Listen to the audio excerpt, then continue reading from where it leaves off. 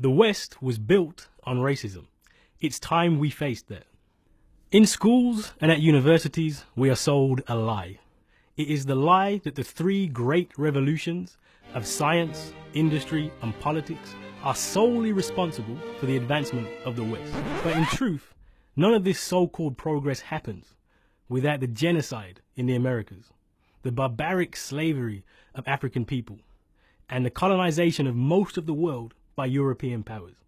The dead white men we are trained to revere created the knowledge that justified this conquest and murder.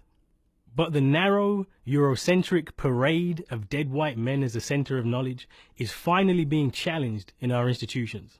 And this is not a battle about inclusion or diversity. It is not a debate that is simply academic.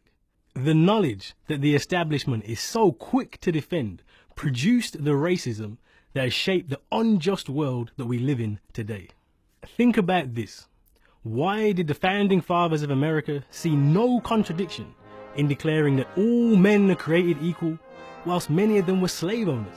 It's because race was created as a scientific reality, designed to maintain a hierarchy. The enlightened white European sits at the top, whilst the savage black African is at the bottom. The uncomfortable truth is that the world has been created in the founding fathers' image of white supremacy. In the West, we panic about childhood obesity, whilst in the global South, a child dies every 10 seconds because of poor access to food.